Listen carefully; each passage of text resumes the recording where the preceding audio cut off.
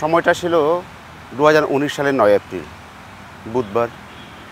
সেদিন আমি নারায়ণগঞ্জের খাসপুর থেকে ঢাকায় এসেছিলাম নন এসি বাসে করে। ঢাকায় এসে আমি কলাবাগানের ওখানে নামলাম। তো ওখানে নেমে আমি এক লোককে ফোন দিলাম, এক দোকানে অনলাইন থেকে তার নাম্বারটা নিয়ে।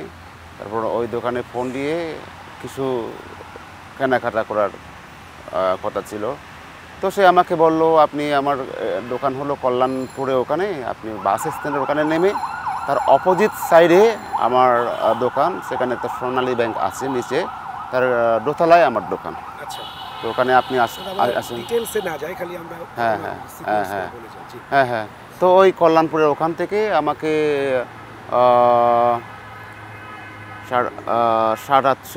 6-7জন লোক হবে সিভিল ড্রেসের, তারা আমাকে তুলে নিয়ে যায়, সাদা মাইক্রোবাসে করে তুলে নিয়ে যায়।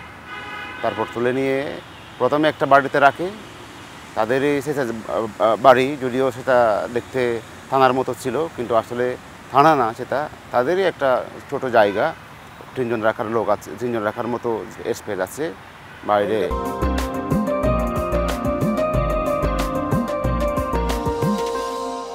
চোখ খোলা ছিল, মানে নিয়ে গেল তখন চোখ আমাকে বেঁধে দিয়েছিল। গাড়িতে তোলার পর আমাকে তারা হ্যান্ডকাপ পরিয়ে দিয়েছে, তারপর চোখ বেঁধে দিয়েছে কালো কাপড় দিয়ে।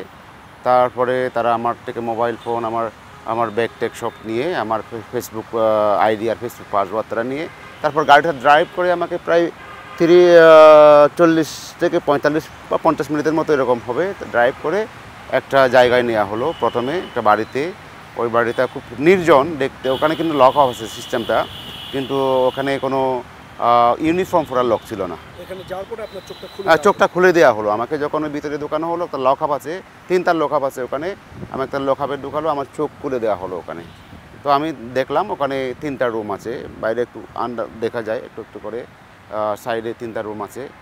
ওখানে আমাকে 1 রাত রাখলো। 1 রাত রাখার পর 10 তারিখ, তারপর দিন রাতে, অর্থাৎ 9 তারিখের পর দিন 10 তারিখ রাতে আবার আমাকে অন্য একটা জায়গায় ট্রান্সফার করা হলো, যেখানে আমি 5 বছর 3 মাস ছিলাম। এখানে আবার ওই একই প্রক্রিয়ায় চোখ বেঁধে আবার নিয়ে যায়। হ্যাঁ হ্যাঁ একজন লোক এসে আমার ওই রাতের দিকে একজন লোক আসলো, তার হাতে দুটো চোখ বাঁধার কাপড় ছিল, আর একটা কালো কাপড়ের টুপি ছিল, যেটা একেবারে ছেড়ে দিলে এই পর্যন্ত চলে আসে, কিন্তু সে বাস করে এই পর্যন্ত করে চোখ বেঁধে দেওয়ার পর এই পর্যন্ত টুপিটা পরিয়ে দিত। তারপরে সে আরও একটা কাপড় দিয়ে আমার চোখ বেঁধে দিয়েছিল। তারপরে গাড়িতে তুললো, গাড়িতে তুলে আমার 2 সাইডে 2জন লোক বসলো, তারা আর সামনে একজন লোক, ড্রাইভার সহ তারা 4 জন, আর আমাকে নিয়ে যাওয়া হলো। মানে এই ভাঙাচোরা রাস্তা, মানে উঁচু নিচু, তারপরে খুব আস্তে করে গাড়িতে চলতো। চলার সময় তারা অনেক উচ্চ শব্দে গান বাজাতো, যাতে বাইরের কোনো শব্দ শোনা না যায়। এভাবে ঘণ্টাখানেক নেওয়ার পর, 1 ঘন্টার কাছাকাছি হবে সময়টা, প্রায় ঘন্টা হবে।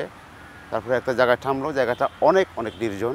ওখান থেকে আমি কোনো শব্দ, বাইরের থেকে কোনো শব্দ শুনতে পাইনি। তখন 10টা বাজবে হয়তো, আমার এরকম ধারণা ছিল। তারপর ওখানে নামার পর আমি ওই শব্দ শুনিনি কোনো, একদম বৃষ্টির দিন ছিল, ওই বৃষ্টির দিন ছিল। তারপরে ঠান্ডা পড়েছে অনেক। আমি নেমে, আমি তো মনে করছিলাম আমাকে তার ক্রস ফায়ারে মেরে ফেলবে। তখন তো আমি যাওয়ার সময় যখন রাতে নিয়ে যাচ্ছিলো আমার, সেদিন আমার অনেক ভয় লাগছিল। মানে আমি আশঙ্কা প্রকাশ করছিলাম বারবার যে আমাকে আজকে রাতে তারা মেরে ফেলবে এরকম। আর এরকম ঘটনা তো ঘটতে শিখেছে। আমি তো পত্রিকায় বা বিভিন্ন মিডিয়ার মাধ্যমে যেটা শুনি, জানি, দেখি যে সব ঘটনা অনেক আগের থেকে এইটা চলে, র্যাব, যে পুলিশের হাতেও লোকজন মারা যায়। ওখানে গিয়ে আমাকে নেওয়া হলো, আমি তো খুব ইয়ের মধ্যে ছিলাম। পরে আমি নামার সাথে স্লোগান দিতে দিতে আমি ঢুকলাম। তারপর আমাকে 2জন লোক ঢুকালো, ওখানে চোখ বাঁধা, কিছু দেখতে দেয় না। যেখানে আমাকে বসানো হলো, ওই জায়গাতে বসিয়েও তারা আমার চোখ খুলে দেয়নি। লোক যারা কোটা বলেছে সামনে যারা থাকে বসা, আমাকে এরা নিয়ে গেছে, ওদের কারোর ফেস তারা দেখায়নি, মানে দেখতে দেয় না। তারপর ওখানে কিছুক্ষণ বসিয়ে প্রায় আধা ঘন্টা বা 1.5 ঘন্টা বসানোর পর আমি কিছু কথাবার্তা বলছিলাম তাদের উদ্দেশ্যে। তারপরে ওখান থেকে আমাকে একটা জায়গায় নেওয়া হলো, একটা রুমে, আমার যেখানে আমার জন্য বিছানার ব্যবস্থা করা ছিল, ওই রুমে নিয়ে গিয়ে 2জন লোক তারপর আমার চোখ খুলে দিল ওই জায়গায়। রুমটা কেমন ছিল? রুমটা খুব সাদামাটা একটা রুম, একেবারে ইয়েটা ওই বাড়িটা অনেক পুরনো মনে হলো। তারপরে ওখানে একটা খাট ছিল, যা 3 ফিট বাই 7 ফিটের খাট, ওখানে বিছানা পাতা ছিল, বেডশিট বিছানো, কম্বলের উপর বেডশিট বিছানো, কম্বল বিছিয়ে বেডশিট বিছানো ছিল। তারপর কম্বল ছিল একটা, ওখানে বালিশ একটা। তারপর আমার কাপড়, পরনের কাপড়, যা আমার প্যান্ট শার্ট যা ছিল, তারপর জুতো তারা খুলে আমাকে খুলতে বললো, আমি খুললাম। তারপরে তারা আমাকে লুঙ্গি একটা গেঞ্জি দিল পরতে। তারপর তাদের কাপড় পরলাম। তারপর দুজন লোক আসলো, আমাকে ছবি তুলে নিল, সামনে ডানে বামে পেছন থেকে 4টা ছবি তুলে নিল। তারপর ওই রাতটা চলে গেল। ওই জায়গাটা আসলে অনেক অনেক অনেক খারাপ জায়গা, মানে এটা আসলে আমি বলবো এটা বন্দি করে রাখার মতো মানে জায়গা না। একজন মানুষকে বন্দি রাখলেও এভাবে রাখাটা চরম অমানবিক। মানে পরিবেশটা ছিল সেরকম, মানে একটা গুহার মতো। তো এটা গুহা বলতে কি, খবরের মতো জায়গা।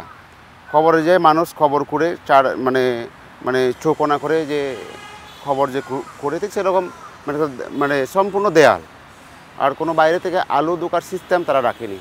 আর যে ভেন্টিলেটর ফ্যানগুলো ওখানে লাগানো আছে, তার বাইরেও একটা দেওয়া আছে, মানে ওই যদি আলো না ঢোকে, যে বাইরের সাইডের কিছু আছে, সাইডের রুম কিছু আছে, মানে ভিতরের রুমগুলোতে একেবারে কোনো আলো নাই। সাইডের যেগুলো রুম আছে, ওগুলো সামান্য আলো ঢুকে বাইরের থেকে, ওই ভেন্টিলেটর ফ্যানের ফাঁক দিয়ে, একটু ফাঁক আছে, ওই ফাঁক দিয়ে একটু আলো ঢুকে। মানে ওই যখন বিদ্যুৎ চলে যায় একেবারে অন্ধকার হয়ে যায়। মানে এই একটা অবস্থা সেখানকার রুমগুলোর। আর প্রচুর গরম থাকে প্রায়। আর শীতের সময়ও গরমের সময় তো প্রচুর গরম, ফ্যানের বাতাস লাগে না। যে ফ্যান চালায় তারা, ওই ফ্যান অনেক উচ্চ শব্দ করার জন্য ফ্যানগুলো চালায়, আসলে বাতাস দেওয়ার জন্য না, ঠান্ডা হওয়ার জন্য না। আসলে এই ফ্যান চালায় বাইরে থেকে না আপনি কোনো শব্দ না শুনতে পান। তাদের মূল উদ্দেশ্য হলো ওখানে যে যাকে রাখবে সে যেন দুনিয়ার কোনো খবর না পায়। সে কোথায় আছে, কীভাবে, কোন জায়গায় আছে, আশেপাশে কিছু আছে কি না আছে, এসব যেন সে কিছুই না জানতে পারে। অর্থাৎ আপনার কোনো শব্দও শোনাবে না, কোনো ইনফরমেশনও দেবে না, কিছু দেখতেও দেবে না, শুনতেও দেবে না, জানতেও দেবে না। তাহলে আপনি এই আলো বাতাস কিছুই দুনিয়া থেকে বিচ্ছিন্ন একটা জায়গা, দুনিয়ার মধ্যে আরেকটা দুনিয়া ভাই।